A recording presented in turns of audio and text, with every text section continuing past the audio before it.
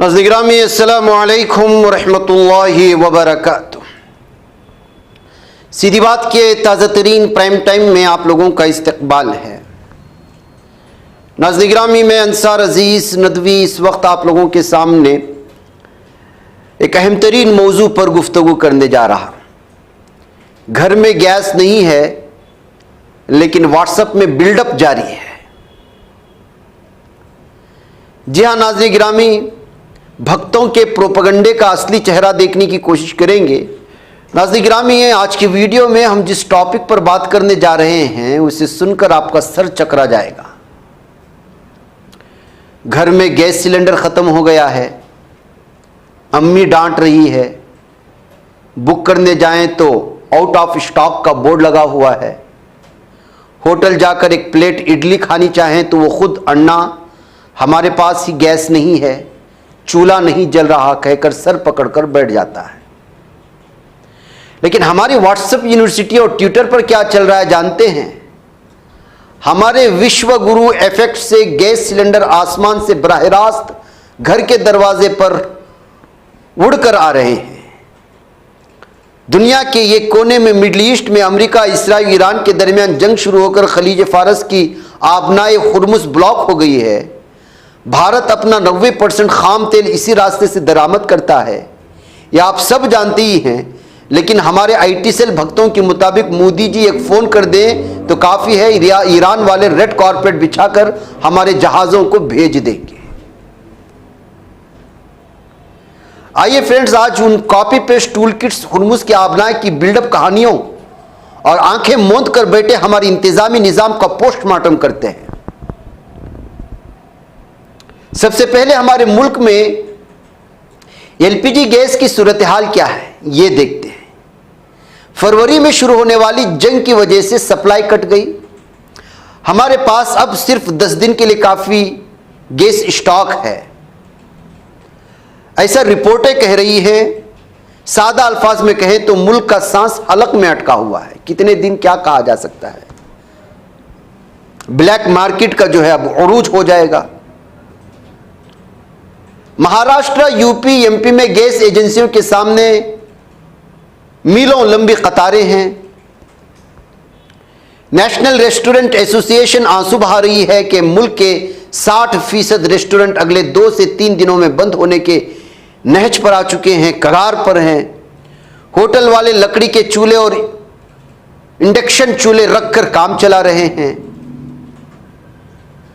सांगायर के textile printing industry की कहानी सुनकर रोना आता है। वहां 2000 यूनिट्स गैस न होने की वजह से बंद होने के खौफ में हैं। पंजाब के बरनाला में एक 67 साल बुजुर्ग कतार में खड़े खड़े हार्ट अटैक से इंतकाल कर जाता है। मुल्क में इतना सीरियस मामला चल रहा है बॉस, और हम व्हाट्सएप में झूठी कहानियां गढ़ रहे हैं। और इसमें हमारी हुकूमत क्या कर रही है? Joint secretary Sujata Sharma press meet करके कहती है कहीं भी स्टॉक ड्राई आउट नहीं हुआ है, कोई भी पैनिक होकर गैस बुक न करे, चाहे तो कमर्शियल सारिफीन पीएनजी कनेक्शन ले लें। ये तो ऐसा ही हुआ कि मरीज मर रहा है और डॉक्टर कहे अभी बॉडी गर्म है, टेंशन मत लो। दूसरी तरफ आम आदमी को एक सिलेंडर नहीं मिल रहा, लेकिन किसी सियासतदान के घर से ब्लैक मार्केट के लिए रखे हुए 55 गैस सिलेंडर पकड़े जाते हैं, उसका पूछने वाला कोई नहीं। ये तो थी ग्राउंड रियलिटी। अब देखते हैं सोशल मीडिया पर इनके आईटी सेल का प्रोपेगेंडा कैसा है। शशि कुमार, पुनीत मिश्रा, विकास कुमार, गणेश, ये सब अलग अलग अकाउंट्स हैं लेकिन पोस्ट एक ही है। और क्या है? एक ही स्क्रिप्ट इन लोगों को दी गई थी जिनको शेयर करने के लिए कहा गया था, ट्वीट करने के लिए कहा गया था, जिसमें लिखा गया था कि मैंने भारत एलपीजी सिलेंडर्स 11:45 दिन में मैंने बुक किया, 1:30 बजे वो जो है मेरे घर के दरवाजे पर आकर पहुंच गया, विदाउट एनी एक्स्ट्रा कैश और चार्जेस।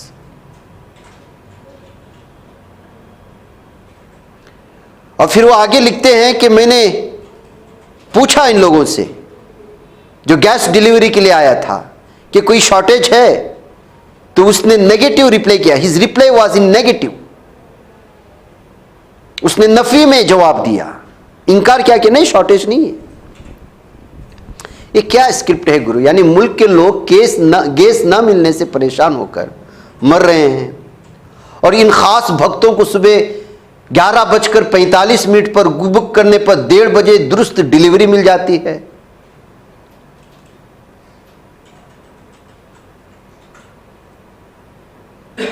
यहां तक कि बुकिंग का टाइम भी नहीं बदला। इनमें से कुछ तो ये कदम आगे बढ़कर भक्ति का मुजाहरा कर रहे हैं। विशाख बसुदेव नामी साहब ने लिखा कि डिलीवरी बॉय ने आकर मोदी है तो मुमकिन है का डायलॉग भी मारा। लो भाई, विनोद नामे अकाउंट ने तो अंधा अकीदत की इंतहा कर दिया, शायद रोस्ट करने के लिए लिखा मैंने गैस बुक की, खुद विश्वगुरु ने आकर डिलीवरी दे दी, मैंने यूपीआई से पेमेंट की। बस पंजाब में गैस के लिए कतार में खड़े होकर जान जा रही है, उन्हें ख्वाबों की दुनिया में मोदी जी खुद आकर यूपीआई पेमेंट लेकर गैस दे रहे हैं। हुकूमत की नाकामी को छुपाने के लिए गरीबों की तकलीफ का मजाक उड़ा रहे हैं। मोदी जी का परिवार हैशटैग लगाकर मसाइल पर बात करने वाले सहाफियों को गाली देना, डाइवर्ट करना, यह सब एक प्लान स्क्रिप्ट है। गैस शॉर्टेज को छुपाने के लिए जब टूल किट फ्लॉप हो गई तो उन्होंने नया ब्रह्मास्त्र हुर्मुस की फेक न्यूज रिलीज की। व्हाट्सएप यूनिवर्सिटी में एक जबरदस्त मैसेज वायरल हुआ, देखा हमारे मोदी जी की पावर, अमेरिका और यूरोप के जहाजों को ईरान नहीं छोड़ रहा, लेकिन हमारे विश्वगुरु ने एक फोन किया, ईरान थर थर कांपने लगा और हमारे पुष्पक और परिमल नामी जहाजों के लिए रेड कारपेट बिछाकर रास्ता दे दिया। सुनने में एलकेजी की कहानी से भी ज्यादा अच्छा लगता है, लेकिन हकीकत क्या है? ईरानी हुक्काम ने इस खबर को साफ तौर पर मुस्तरद कर दिया। उन्होंने राइटर्स को बयान दिया कि भारतीय जहाज़ों के लिए हमने कोई खुसूसी इंतज़ाम नहीं किया, ये सब झूठी खबरें हैं। असली मामला यह है कि भारत के 28 से 30 जहाज़ आबना के पास फंसे हुए थे और सबकी जान हलक में थी। हमारे वज़ीर ख़ारिजा एस जयशंकर ने ईरानी वज़ीर ख़ारिजा से 3 बार फ़ोन पर संजीदा बातचीत की और सिफारती रास्ते से सख्त मेहनत की। इंडियन नेवी के जरिए स्कॉट देकर जहाज़ों को लाने का प्लान चल रहा था। इसी दौरान ईरान के हमले में 3 भारतीय मल्लाहों की जान चली गई। गुजरात के कांडला बंदरगाह आने वाले थाईलैंड के मेवी नारी जहाज़ पर भी हमला हुआ। इतने बड़े रिस्क में जब मुल्क के एनर्जी सिक्योरिटी दाव पर लगी थी, हमारा प्रोपेगेंडा निज़ाम मोदी जी के डर से ईरान ने रास्ता छोड़ दिया कि बंसुरी बजा रहा था। यहां कॉमेडी यह है कि इन भक्तों की ओवर एक्टिंग को रोकने के लिए खुद हुकूमत हिंद को मैदान में उतरना पड़ा, क्योंकि उनके व्हाट्सएप झूठ की वजह से ईरान के साथ हमारे सिफारती ताल्लुकात खराब होने की नौबत आ गई। वज़ारत ख़ारिजा के फैक्ट चेक यूनिट ने एक के बाद एक अपनी हामियों की पोस्ट को फेक साबित करना शुरू कर दिया। यह कम था कि पाकिस्तानी अकाउंट्स ने AI का इस्तेमाल करके डीप फेक वीडियोस बना डाली। उन्होंने झूठ फैला दिया कि हमारे army chief general Upendra Dwivedi ने ईरानी जहाज़ों की लोकेशन अमेरिका को लीक कर दी है। आखिर में PIB को आकर कहना पड़ा कि यह फेक है। देखो बॉस, सिर्फ एक लीडर को सुपरमैन दिखाने के चक्कर में पूरे मुल्क की इज्जत बैनुल-अक़वामी सतह पर नीलाम कर रहे हैं। इस टूल किट और फेक न्यूज़ के शोर में हम और आप जो सबसे बड़ी हकीकत मिक्स कर रहे हैं वो है हमारी इकानमी, इक़्तिसाद, यानी मईशत। ये आपना ये हुर्मुज़ ब्लॉक होना सिर्फ गैस सिलेंडर तक महदूद नहीं है, यह हमारे मुल्क की GDP को ज़र्ब लगा रहा है। टाइम्स ऑफ इंडिया की एक रिपोर्ट के मुताबिक अगर तेल की कीमत इसी तरह तजावुज़ करती रही तो हमारे रुपए की कद्र पाताल में चली जाएगी। मुल्क की महंगाई, इन्फ्लेशन 44.1 तक बढ़ जाएगी। GDP ग्रोथ 6.6 तक गिर जाएगी। सबसे खतरनाक बात यह है कि हुकूमत की अखराजात अगले साल 3.6 ट्रिलियन रुपए यानी तकरीबन 39 बिलियन डॉलर तक बढ़ जाएंगे। माली खसारे को संभालने के लिए हुकूमत इंफ्रास्ट्रक्चर के फंड्स काटने की पोजीशन में आ जाएगी।